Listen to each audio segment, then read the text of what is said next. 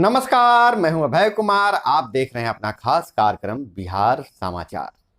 बिहार समाचार में खबरें बिहार की, बातें बिहार की, देश दुनिया की तमाम खबरें जिसे आपको जानना जरूरी है। बिहार समाचार में हम खबर लेते हैं सत्ता के गलियारों से, पंचायत के गलियों से और गांव के चौपालों से, जो कहीं ना कहीं आपके जीवन को प्रभावित करता है। तो आज हम खबर ले रहे हैं जो आपके जीवन को प्रभावित करेगा, आपके रोजमर्रा के जीवन पर असर डालेगा। जी हां, बजट, बिहार का बजट पेश हो चुका है। जहां सत्ता पक्ष अपनी पीठ थपथपा रही है, वहीं विपक्ष इस बजट को फेल्यूर बता रहा है। लेकिन मजे की बात यह है कि अब अगर सत्ता पक्ष में दो धड़े की बात करें राजद और जदयू की, तो जदयू के पास राजद से एक विभाग ज्यादा है, लेकिन 37,000 करोड़ रुपए राजद को ज्यादा मिले हैं। इसमें कोई दो राय नहीं है कि यह चुनावी बजट है और मुख्यमंत्री ने घोषणा कर दिया है कि अगला चुनाव तेजस्वी यादव के नेतृत्व में ही लड़ा जाएगा। तो राजद को ज्यादा पैसे मिले हैं बजट में, लेकिन बजट के मुख्य बातों पर हम लोग समझेंगे। जो आपके जीवन को प्रभावित करता है, बजट का विषय थोड़ा कठिन होता है, उसी तरह से चुनावी गणित भी कठिन होता है। लेकिन इस बजट को समझना जरूरी है कि हमारे गांव के जनप्रतिनिधियों के लिए क्या मिला, गांव के विकास के लिए, गांव की सरकार के लिए क्या मिला, हमारी रोजमर्रा की जिंदगी में कौन सी आसानी आएगी, स्वास्थ्य शिक्षा पर क्या खर्च होने वाला है। तो इस पूरे बात को हम बहुत ही आसान शब्दों में और बहुत कम समय में समझने का प्रयास करते हैं। उसके बाद आगे की खबरों का सिलसिला शुरू करेंगे। तो अगर हम बात करें तो खास करके राजधानी को सजाने की बात की जा रही है, तो पटना में मेट्रो के लिए 100 करोड़ देगी राज्य सरकार। सबसे पहले मार्च में 2025 तक चालू होंगे 5 स्टेशन। वहीं Ashok Rajpath double decker elevated road पर जनवरी 2025 से दौड़ने लगेंगे वाहन। और 21 सदर अस्पताल में 580.09 करोड़ की लागत से बनेंगे मॉडल अस्पताल। और अगर वहीं बात करें तो 2025 तक 10 लाख नौकरी रोजगार की सबसे बड़ी घोषणा है जो सरकार जनता को बता रही है।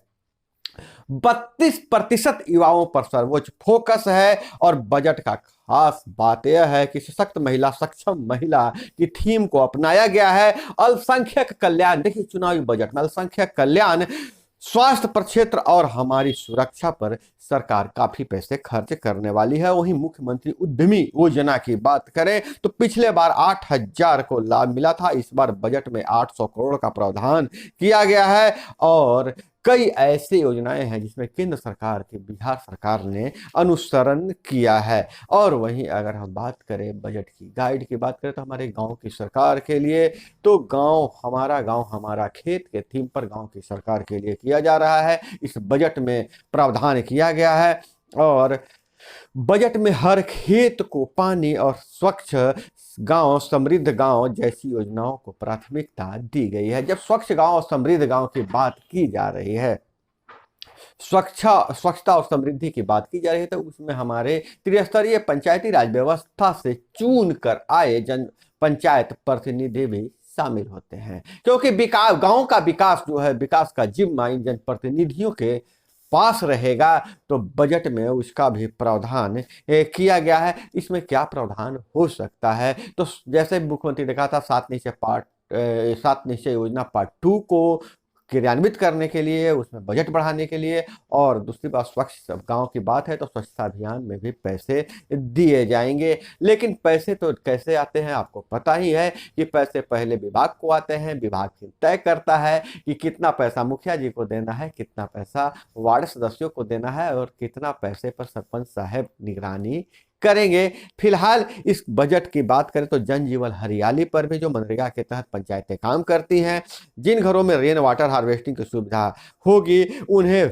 होल्डिंग टैक्स में 5% की छूट मिलेगी। और वहीं 450 मेगावाट का सौर संयंत्र लगाने के लिए जो कजरा लखीसराय जिले में और भागलपुर के पीरपैंती में किया जा रहा है। और दरभंगा में और सुपौल में नीचे मछली पालन होगा और ऊपर बिजली उत्पादन किया जाएगा। राज्य में हरित आवरण को 15% हो चुका है, अभी से 17% बढ़ाया जाएगा। और पंचायतों में क्या होगा, तो 8 से 10 पंचायतों पर खुलेगा एक पशु अस्पताल। राज्य के हर एक 8-10 पंचायतों पर एक पशु अस्पताल खोले जाएंगे। पशुओं के लिए चिकित्सा सुविधा, टीकाकरण, कृत्रिम गर्भाधान, कृमिनाशक जैसी सेवाओं को पशुपालकों के दरवाजे पर उपलब्ध कराई जाएगी। टेलीफोन कॉल पर पशु चिकित्सक पशुपालकों के दरवाजे पर पहुंचेंगे। मंगलवार को बजट पेश करते हुए वित्त मंत्री विजय कुमार चौधरी ने यह घोषणा किया है।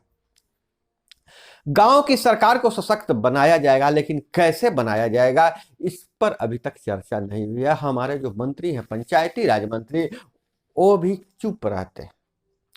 गांव की सरकार के लिए अपने जो उनके अंग हैं, वार्ड सदस्य हैं, मुखिया जी हैं, पंचायत समिति सदस्य हैं, जिला परिषद सदस्य हैं, उनके बारे में हमारे मंत्री जी कब मुंह खोलेंगे, और मैं भी इंतजार कर रहा हूं और आप भी इंतजार कर रहे हैं। फिलहाल हम बजट पर तो इस संक्षिप्त चर्चा कर चुके हैं, अब थोड़ी सी अन्य खबरों पर भी नजर डालें। तो वैशाली से खबर आ रही है स्मारक विवाद की। गलवान में शहीद हुए जवान के पिता गिरफ्तार, परिजन बोले घसीट कर ले गई है पुलिस। जिस आरोप में गिरफ्तारी, उसकी जानकारी शहीद के परिवार को ही नहीं है। धारा भी रंगदारी की लगाई है। शिकायतकर्ता ने सीओ को आवेदन दिया, लेकिन एसएचओ ने दर्ज कर दिया केस। जी हां, वैशाली जिले के जंदाहस में गलवान घाटी में शहीद जवान जय किशोर के पिता राज कपूर सिंह को पुलिस ने घर से घसीटते हुए उठा लिया है, लेकिन आवेदन दिया है किस चीज का, और धारा लगाया गया है रंगदारी का। तो यह बिहार है भैया, यहाँ कुछ भी हो सकता है। और वहीं अगर बात करें, दिल्ली से खबर आ रही है, मनीष सिसोदिया को झटका लगा है।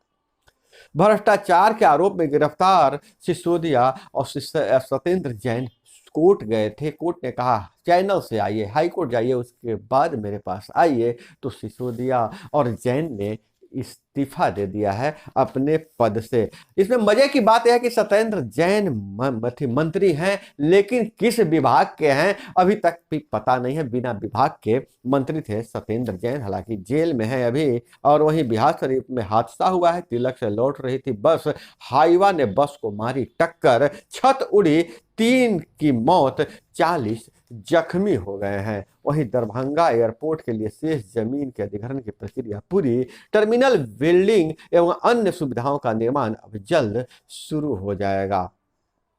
एनएमसी अपडेट की बात करें, सरकारी मेडिकल कॉलेजों में 2 असम और 4 आंध्र प्रदेश के हैं। 6 नए मेडिकल कॉलेजों के लिए लेटर ऑफ परमिशन जारी है। देश में 1 लाख हुई है सीटें, 10 साल के बदले 9 सालों में पूरी करनी होगी डिग्री। और net exam city intimation slip जारी, परीक्षा 3 से होगी। और 1 घंटे 25 मिनट के बजट भाषण की समाप्ति पर विजय कुमार चौधरी की बात पर विजय सिन्हा ने किया कटाक्ष। जैसा कि बजट हुआ है तो विपक्ष कटाक्ष करेगा। वित्त मंत्री ने कहा जब इरादा पक्का और कोशिश ईमानदार हो तो सफलता पक्की है। इस पर नेता प्रतिपक्ष ने कहा खजाना लूट गई, क्रिमिनल लहलहा गई, बजट गड़बड़ा गई। यह इनका बयान है। और वहीं मुख्यमंत्री ने कहा कि यह बजट लोक कल्याणकारी व आर्थिक विकास को गति देने वाला है।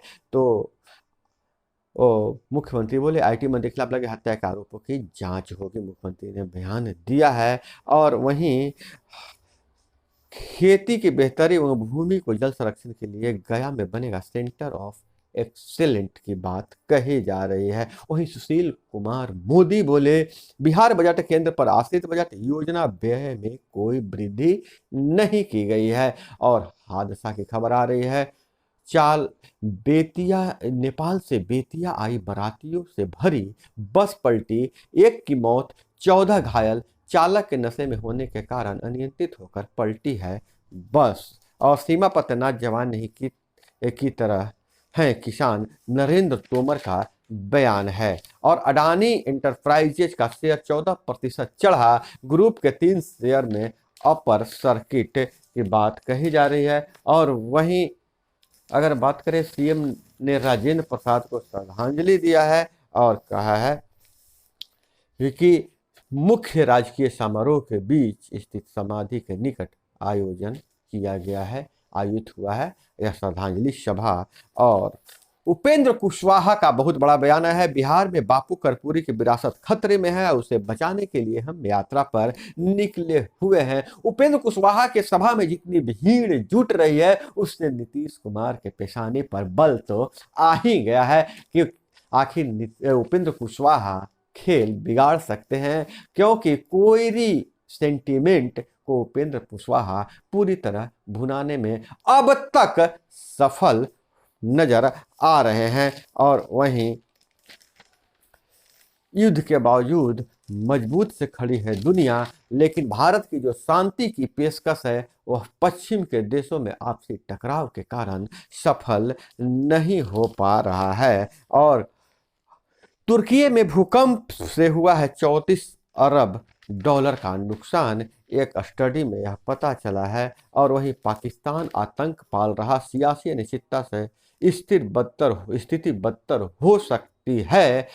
अमेरिकी रिपोर्ट, आतंक पर पड़ोसी का रुख ढुलमुल, 2020 से ज़्यादा 2021 में हत्याएं हुई हैं। और तेलंगाना में भाजपा 10 रैलियां करेगी, आखिर में प्रधानमंत्री करेंगे जल्द चुनाव की संभावना पर नड्डा ने किया बैठक। और जैसा कि मैं पहले बताया था, रूस चीन व पश्चिम के टकराव में अटक रहा है दिल्ली का शांति फॉर्मूला। तो दोस्तों, यह थी वो तमाम खबरें जो आपको जानना जरूरी था। इसी तरह से खबरों के लिए जुड़े रहिए हमारे साथ। चैनल पे नए हैं तो चैनल को सब्सक्राइब कर लीजिए, वीडियो पसंद आए तो लाइक जरूर कीजिएगा। मिलते हैं अगले वीडियो में। जय हिंद, वंदे मातरम।